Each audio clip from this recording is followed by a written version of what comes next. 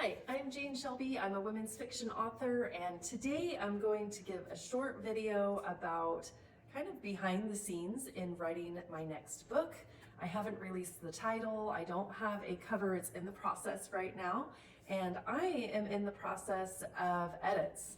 I wrote this book about a year ago. I was going to make this my free shortish story for my newsletter signups, and I got done with it and thought this needs so much more added to it. So even going through it this time, I still want to add a few chapters. So I wanted to show you the process I'm going through and what it is teaching me as an author. And my goal with this video is to not say so many times before I start talking and I have to edit it out and it runs into the next word so it sounds funny. This is what a couple of my pages look like, and I did use red. Some people have a thing against red, but this is a line edit that I'm doing, and I printed my book out. It was 219 pages, and it is a big stack. Let me show you. It's a big stack. And this process scared me a little bit because normally I do this on the computer. And I have got to say, I really enjoyed having it printed out and writing on it in a nice, bright, colorful color. And see, like right here, I underlined something and I said this would be a good teaser. So I really enjoyed this process. It made me slow down. It made me think through what I wanted to say instead of just rushing in and typing it out. And I think that is what I default to, is rushing through the book. How fast can I write the first draft? How fast can I write it? How fast can I get it in Grammarly and get it off to the editor? And then when I get it back, how fast can I go through the developmental edit to make it better?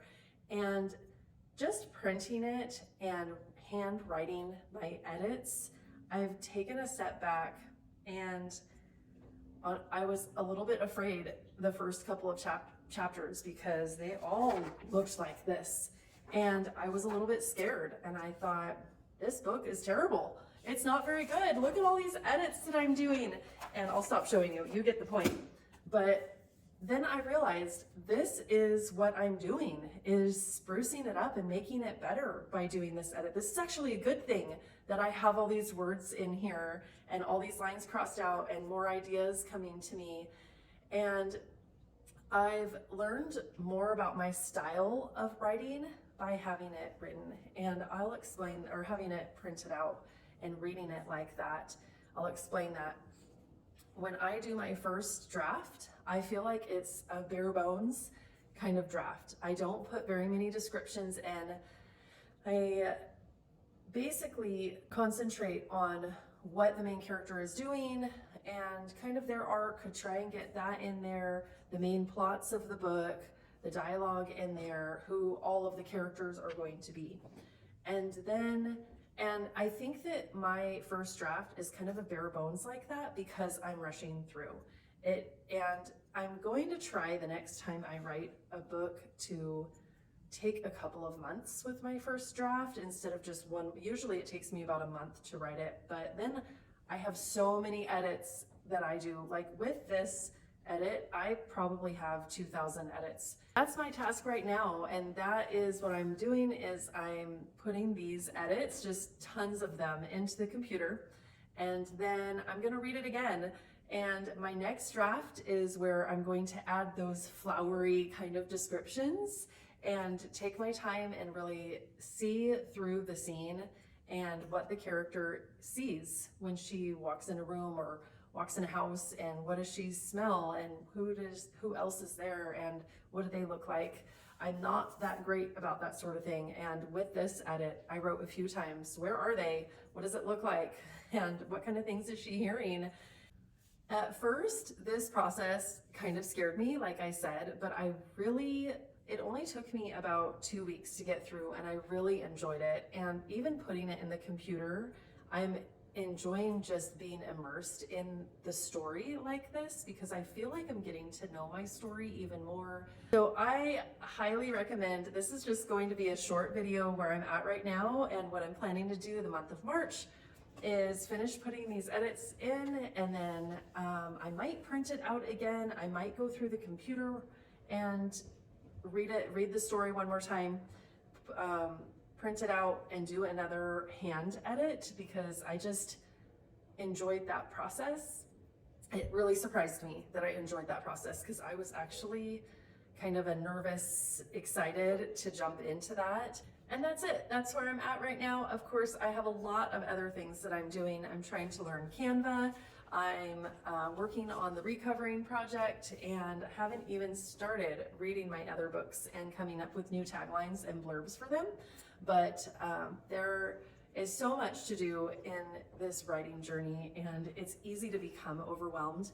And it's good to, if you're a writer, to listen to these tricks that everybody's putting out, but really to do your own thing.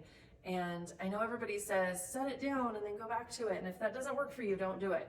People say, print it out, like I'm saying and suggesting, but if that doesn't work for you, do something else. And one other thing, my daughter wants me to show you her bookmarks that she made by hand. She's quite a little artist and much better than what I can do. She loves drawing these wolves, and she made them for her friends at school, so she wanted me to show you.